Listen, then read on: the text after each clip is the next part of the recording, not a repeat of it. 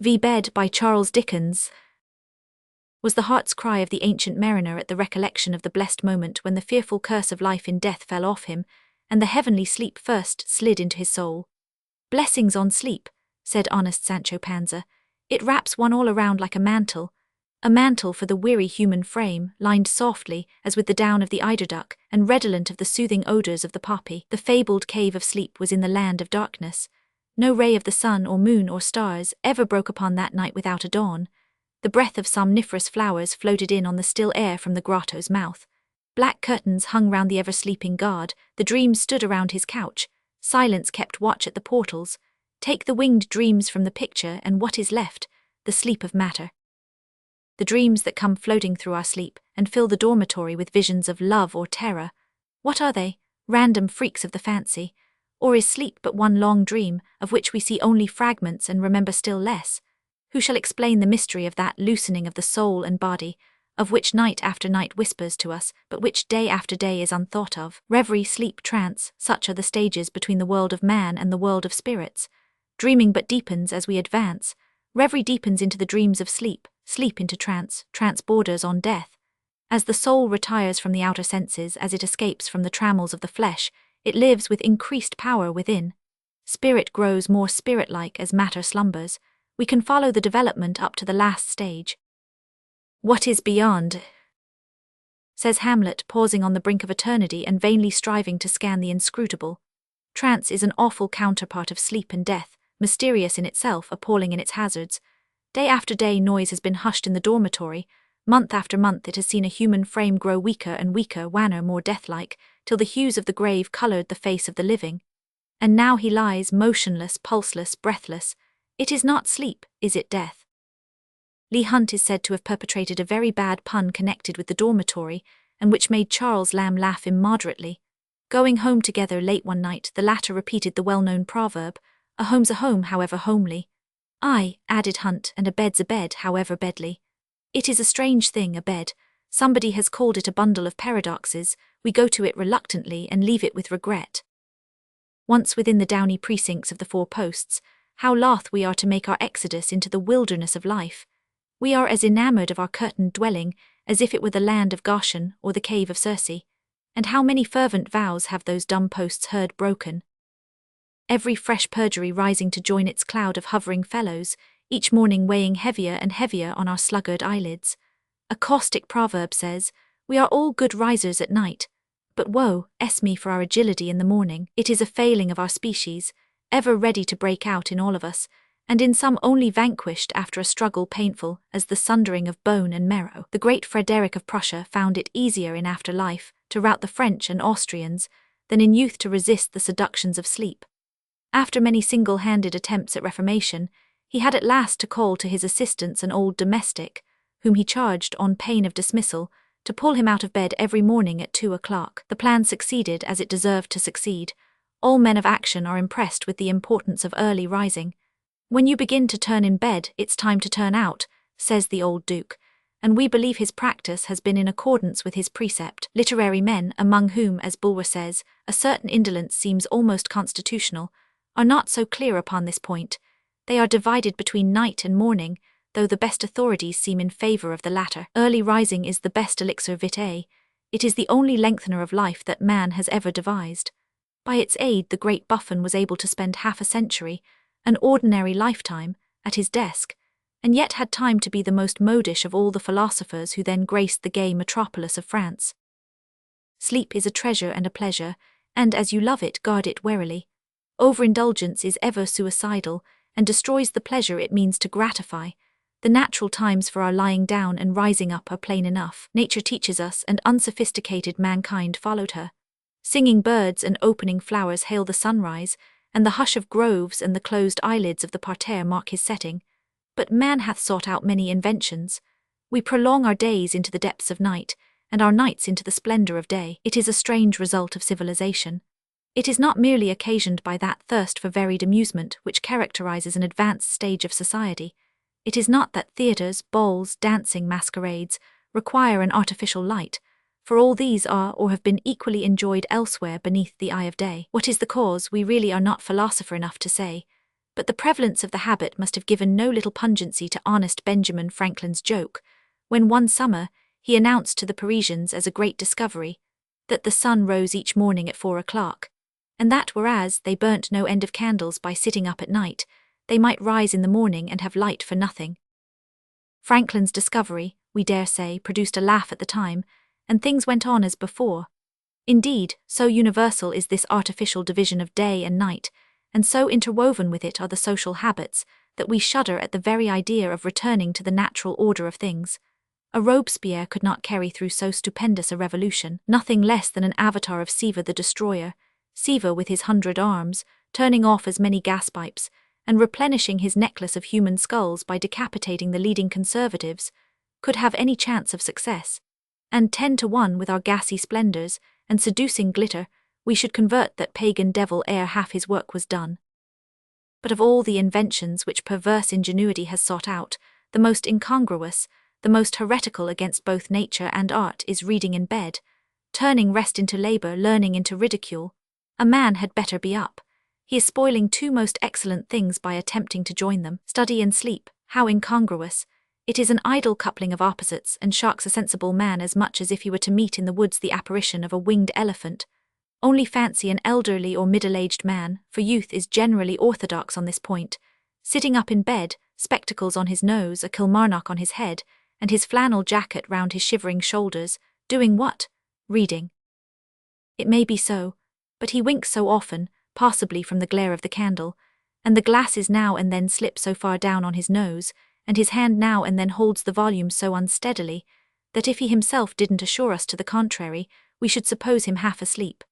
We are sure it must be a great relief to him when the neglected book at last tumbles out of bed to such a distance that he cannot recover it. Nevertheless, we have heard this extraordinary custom excused on the no less extraordinary ground of its being a soporific. For those who require such things, Marryat gives a much simpler recipe, namely, to mentally repeat any scraps of poetry you can recollect. If your own, so much the better. The monks of old, in a similar emergency, used to repeat the 7 penitential psalms.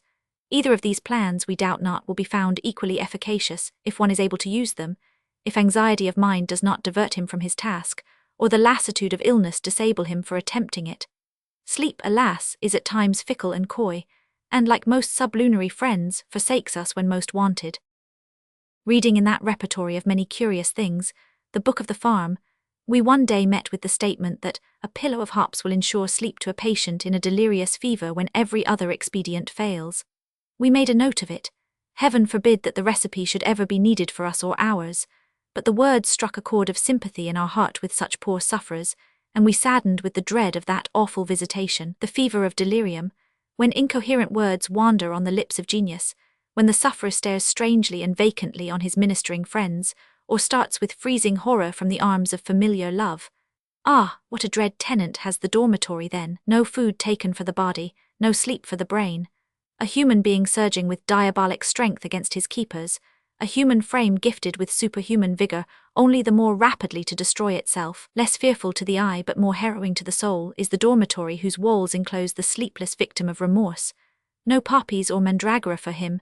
His malady ends only with the fever of life. Ends, grief, anxiety, the 1,000 several ills that flesh is heir to, pass away before the lapse of time or the soothings of love, and sleep once more folds its dove-like wings above the couch. If there be a regal solitude, says Charles Lamb, it is a bed. How the patient lords it there, what caprices he acts without control, how king-like he sways his pillow, tumbling and tossing and shifting and lowering and thumping and flatting, and moulding it to the ever-varying requisitions of his throbbing temples. He changes sides oftener than a politician. Now he lies full length, then half length, obliquely, transversely, head and feet quite across the bed, and none accuses him of tergiversation. Within the 4 curtains he is absolute. They are his mere clawsome. How sickness enlarges the dimensions of a man's self to himself. He is his own exclusive object. Supreme selfishness is inculcated on him as his only duty. Tease the 2 tables of the law to him, he has nothing to think of but how to get well. What passes out of doors or within them, so he hear not the jarring of them, affects him not. In this climate a sight of the sun is prized, but we love to see it most from bed. A dormitory fronting the east, therefore, so that the early sunbeams may rouse us to the dewy beauties of morning, we love. Let there also be festooned roses without the window, that on opening it the perfume may pervade the realms of bed. Our night bower should be simple, neat as a fairy's cell, and ever perfumed with the sweet air of heaven. It is not a place for showy things or costly, as fire is the presiding genius in other rooms, so let water, symbol of purity, be in the ascendant here, water fresh and unturbid as the thoughts that here make their home, water to wash away the dust and sweat of a weary world. Let no fracas disturb the quiet of the dormitory. We go there for repose. Our tasks and our cares are left outside, only to be put on again with our hat and shoes in the morning. It is an asylum from the bustle of life. It is the inner shrine of our household gods, and should be respected accordingly. We never entered during the ordinary process of bed-making, pillows tossed here, blankets and sheets pitched hither and thither in wildest confusion, chairs and pitchers in the middle of the floor, feathers and dust everywhere, without a jarring sense that sacrilege was going on and that the genius loci had departed. Rude hands were profaning the home of our slumbers. A sense of security pervades the dormitory. A healthy man in bed is free from everything but dreams, and once in a lifetime, or after adjudging the cheese premium at an agricultural show, the nightmare. We once heard a worthy gentleman, blessed with a very large family of daughters, declare he had no peace in his house except in bed. There we feel as if in a city of refuge, secure alike from the brawls of earth and the storms of heaven. Lightning, say old ladies, won't come through blankets. Even tigers, says Humboldt, will not attack a man in his hammock. Hitting a man when he's down is stigmatized as villainous all the world over, and lions will rather sit with an empty stomach for hours than touch a man before he awakes. Tricks upon a sleeper. Oh, villainous! Every perpetrator of such unutterable treachery should be put beyond the pale of society. The 1st of April should have no place in the calendar of the dormitory. We would have the maxim, let sleeping dogs lie, extended to the human race. And an angry dog, certainly, is a man roused needlessly from his slumbers. What an outcry we Northmen raised against the introduction of Greenwich time, which defrauded us of 15 minutes, sleep in the morning, and how indiscriminate the objurgations lavished upon printers' devils. Of all sinners against the nocturnal comfort of literary men, these imps are the foremost, and possibly it was from their malpractices in such matters that they first acquired their diabolic cognomen. The nightcap is not an elegant headdress, but its comfort is undeniable. It is a diadem of night, and what tranquillity follows our self-coronation. It is priceless as the invisible cap of Fortunatus, and viewless beneath its folds our cares cannot find us out. It is graceless. Well, what then? It is not meant for the garish eye of day, nor for the quizzing glass of our fellow-men, or of the ridiculing race of women. Neither does it outrage any taste for the beautiful in the happy sleeper himself. We speak as bachelors, to whom the pleasures of a manifold existence are unknown. Possibly the aesthetics of night are not uncared for when a man has another self to please, and when a pair of lovely eyes are fixed admiringly on his upper story. But such is the selfishness of human nature, that we suspect this abnegation of comfort will not long survive the honeymoon. The French, ever enamoured of effect, and who, we verily believe, even sleep, per se, sometimes substitute the many-coloured silken handkerchief for the graceless bonnet de nuit. But all such substitutes are less comfortable and more troublesome, and of all irritating things, the most irritable is a complex operation in undressing. Aesthetics at night and for the weary. No, the weary man frets at every extra button or superfluous knot. He counts impatiently every second that keeps him from his couch, and flies to the arms of sleep as to those of his mistress. Nevertheless, French novelette writers make a great outcry against nightcaps. We remember an instance. A husband, rather good-looking fellow, suspects that his wife is beginning to have too tender thoughts towards a glossy ringleted Lothario who is then staying with them. So, having accidentally discovered that Lothario slept in a huge peaked nightcull, and knowing that ridicule would prove the most effectual disenchanter, he fastened a string to his guest's bell, and passed it into his own room. At the dead of night, when all were fast asleep, suddenly Lothario's bell rang furiously. Up started the lady. Their guest must be ill, and, accompanied by her husband, elegantly coiffed in a turbaned silk handkerchief, she entered the room whence the alarum had sounded. They find Lothario sitting up in bed, his cowl rising pyramid fashion, a fool's cap all but the bells, bewildered and in ludicrous consternation at being surprised thus by the fair Angelica, and unable to conceal his chagrin, he completes his discomfiture by bursting out in wrathful abuse of his laughing host for so betraying his weakness for nightcaps. The poetry of the dormitory. It is an inviting but too delicate a subject for our rough hands. Do not the very words call up a vision? By the light of the stars we see a lovely head resting on a downy pillow. The bloom of the rose is on that young cheek, and the half-parted lips murmur as in a dream. Edward, love is lying light at her heart, and its fairy wand is showing her visions. May her dreams be happy. Edward, was it a sigh that followed that gentle invocation? What would the youth give to hear that murmur, to gaze like yonder stars on his slumbering love? Hush, are the morning stars singing together, a lullaby to soothe the dreamer. A low dulcet strain floats in through the window, and soon, mingling with the breathings of the lute, the voice of youth.